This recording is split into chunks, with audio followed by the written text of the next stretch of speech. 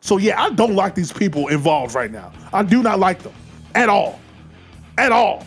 Like I really feel a way about what they did to the wrestling business. And people wanna, you know what, it's funny. I can't wait to hear what Jim Cornette has to say about the whole situation, especially Vince Russo. But it's like, I cannot stand these people involved because they have to they're not this dumb. It's like, you have to work to be this dumb and this incompetent. You have to work at it.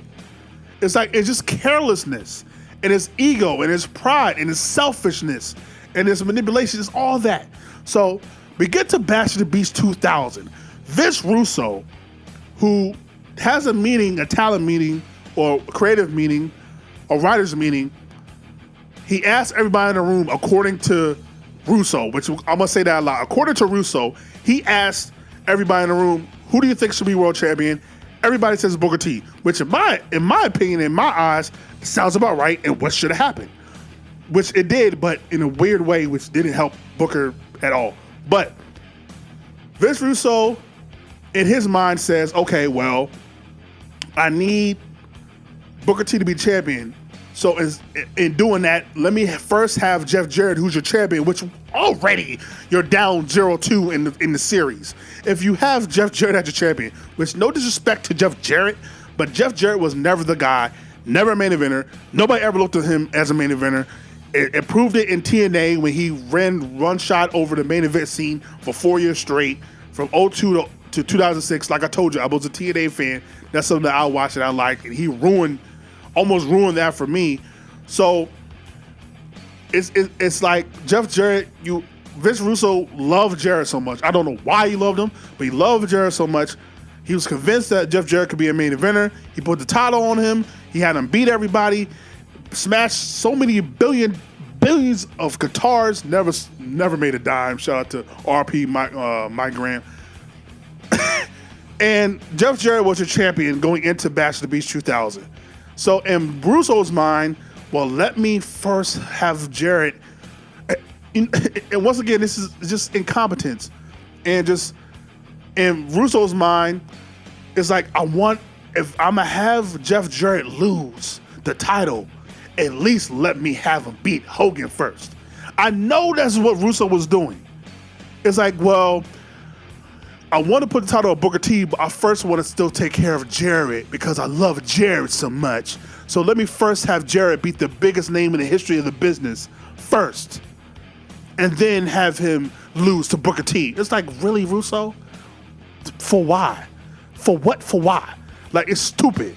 But whatever. So Vince Russo talks to Hulk Hogan, convinces him, hey, I'm going to have you beat the whole entire roster, which is what Hogan does all the time. He beats the entire roster, but I'm gonna have you beat the entire roster, but still lose to Jeff Jarrett, okay? According to Russo, Hogan agreed. This is what Russo says. Okay, so it's the day of the pay-per-view. That's the day of. Later in the day, right before the pay-per-view, Bischoff, who was not in this meeting, did not agree to any of this, who was supposed to be the overseer of everything, says you need to talk to Hogan. So it's Russo, Hogan, and Bischoff in the trailer going over the creative, which now Hogan, who according to Russo agreed to put over Jarrett, now says, I need to win the title, brother. And Bischoff agrees that Hogan needs to win the title. So in my eyes, and if 2 + 2 = 4, apparently I could confidently assume Bischoff, one, didn't like the idea that anybody had any type of creative anything without him having, one, knowledge, and two, the final say. So Bischoff wanted to be the guy to have the final say. 1. 2, clearly he did not care for Booker T being the world champion. And 3, he clearly just wanted Hogan to be the champion forever because Hogan always was the champion. Always, always, always, always, always. So clearly Bischoff, all he knew was, no matter what's going on, let's put the title back on Hogan. That's all he knew. He's a one-trick pony. So we get to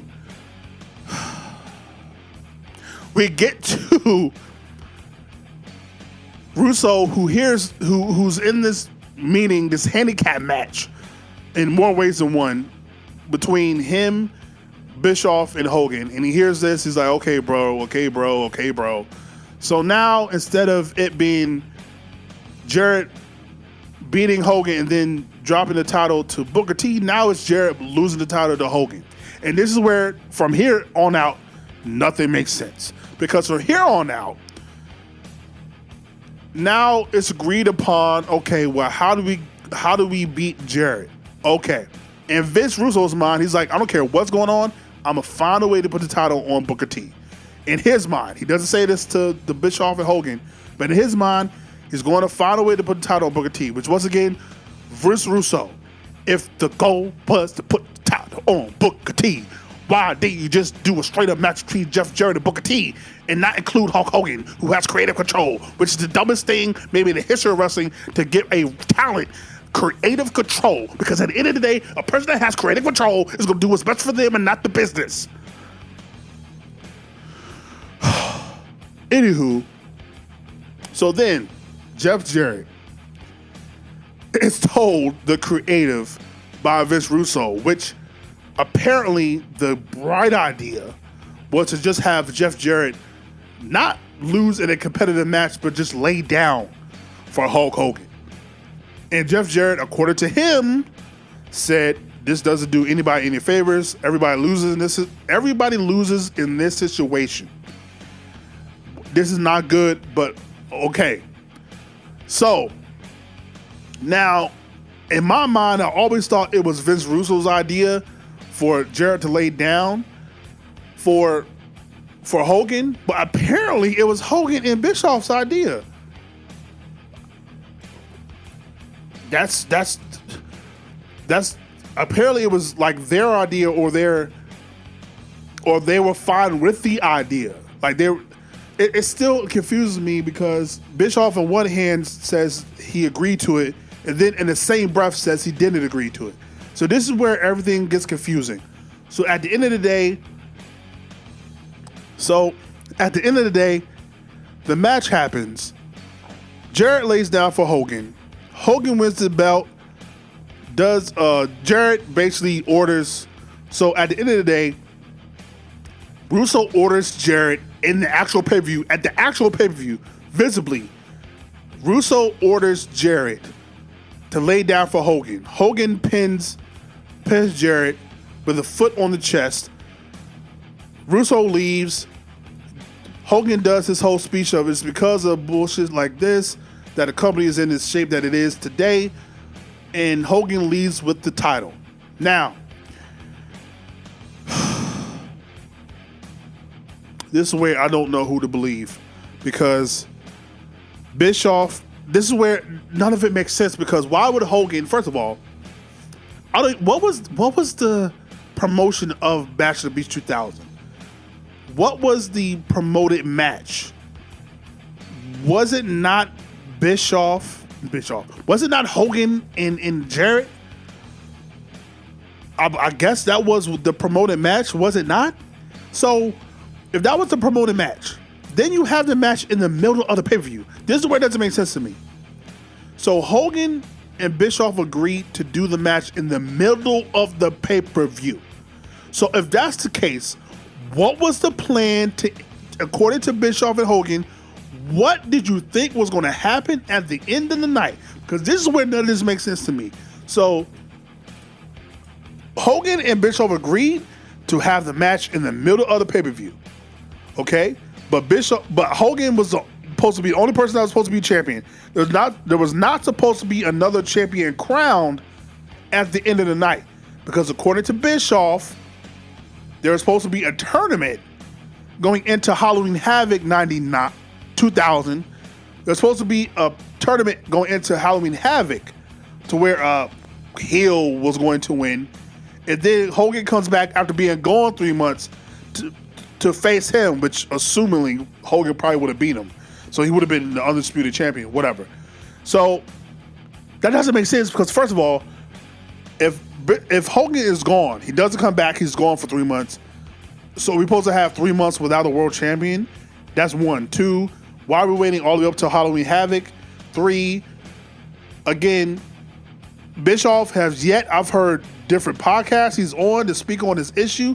He has yet to say what was the creative at the end of the night that you agreed upon or thought was going to happen. He's yet to say it. Hogan has yet to say it.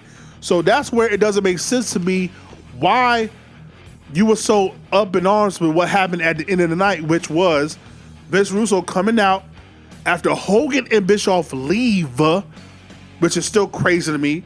They leave on a private jet or whatever and go home. Vince Russo, during the pay-per-view, has a scathing promo, shoots, quote unquote, shoots on Hogan about how he doesn't care about the business, doesn't care about WCW, doesn't care about the boys, and he's a piece of crap and is not the real world champion. The real world champion is still Jeff Jarrett, right? So now, again, the laying down is Jarrett laying down is so stupid because at the end of the day, even as a casual fan who doesn't know about the inner workings of wrestling, like, what am I supposed to believe happened? Like, what am I supposed to believe happened? Like, what am I seeing? You're basically telling the world, hey guys, this is scripted. Hey guys, like, it's not even like Hogan was supposed to be a heel. It would have made sense. Even the only way it would have made sense if Hogan was a heel and Jarrett had joined forces with Hogan. That's the only way it would have made sense. But the problem is, Hogan was supposed to be a face. So he wasn't happy that he won the title that way. But still, doesn't make any sense to me.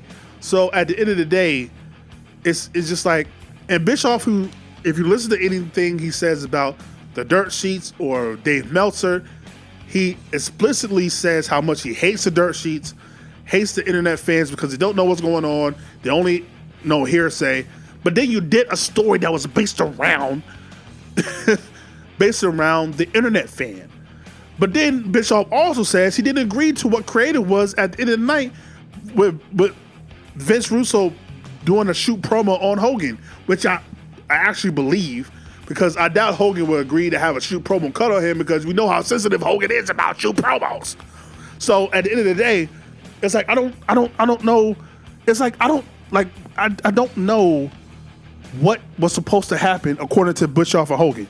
Like, what did you think was going to happen that night? That's the only thing I want to know is, what did you think was going to happen that night? Like, part of me believes Bischoff and Hogan, all they cared about was, hey, I'm going to be the champion. That don't even make sense, because once again, why would they not be in the main event? That doesn't make sense. Why would that match not be in the main event? Like, none of this makes sense. But Russo cuts a scathing promo on Hogan and sets up a match between Booker T and Jeff Jarrett for the world title.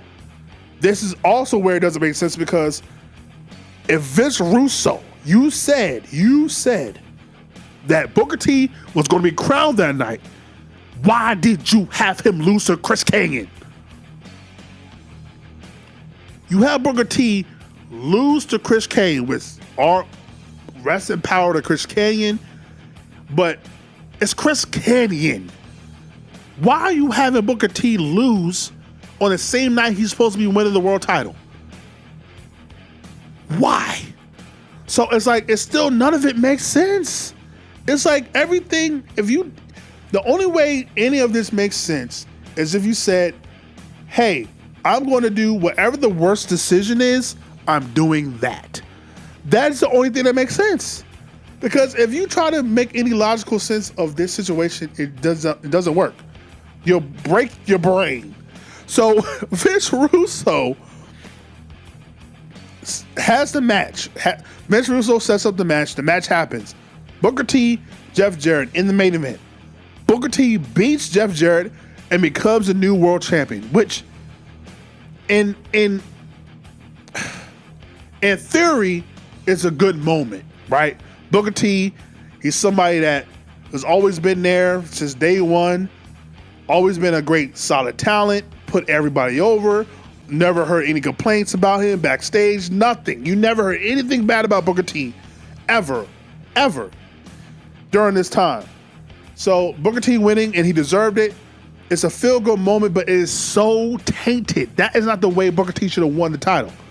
First of all, Booker T should have won the title, but just being Jeff Jarrett straight up. It should have been Booker T versus Jeff Jarrett going into Bash of the Beach 2000. That's what it should have been. Why are we involving Hogan anyway? So still, it doesn't make sense, but it is what it is. So Booker T is your new world champion. Hogan and Bischoff hear and get a million messages. Well, I don't think text messaging was around during this time. So a million voicemails, I'm guessing, and calls about how Vince Russo tore into Hogan and completely did the scathing promo and tore him an asshole. So then Hogan, the very next day, does a radio interview to where he's pissed off, he's mad, he's in his feelings. So then he does an interview to where he says Russo's a dumbass, he's stupid, and I'm the real. It's like, this is not real. This is the same thing I feel about the screw job with Bret Hart. It's like, Bret Hart, this is not real.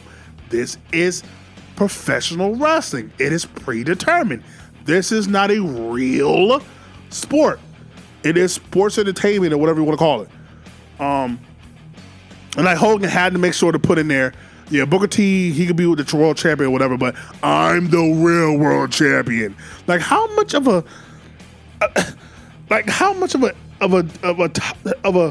preschooler do you have to sound like? I'm the real world champion. Like what is this? What is this? Kane and Daniel Bryan from like 2012? I'm the world champion. Like what? Like he made sure to be like Hogan did it. Goddamn interview talking about I'm the real world champion. It's just like what?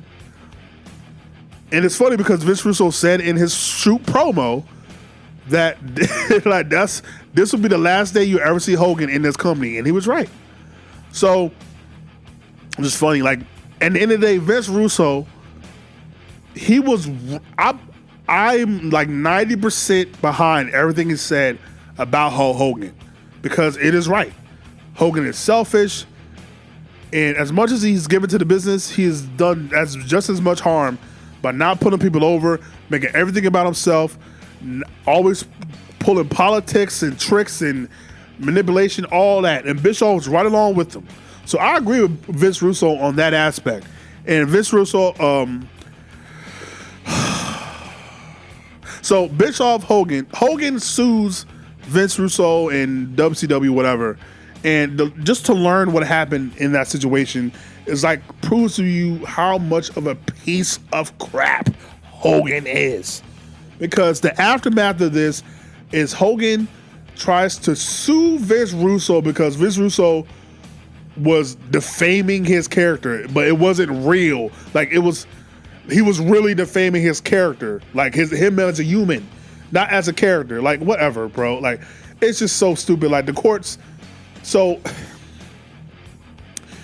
Hulk Hogan, because he's so sensitive, sues Vince Russo because Vince Russo was shooting on the person, not the character of Hulk Hogan. He was shooting on the person that was playing Hulk Hogan. So he was defaming Terrible Lady who plays Hulk Hogan. So at this point, Hulk Hogan was in his feelings, in his feels, and sued Vince Russo at WCW. Only for, I never knew this, only for Hulk Hogan, because he was in like some type of contract that he couldn't renew, only for him to get a settlement and a great payday because of it. And it's just like, God, Hogan is the worst. He is the worst. Like, oh my God, this guy's the worst. So he's an evil genius. He sued WCW and Russo for defamation or whatever he did, and found a way to get a settlement at the end of the day. And it's just like, wow.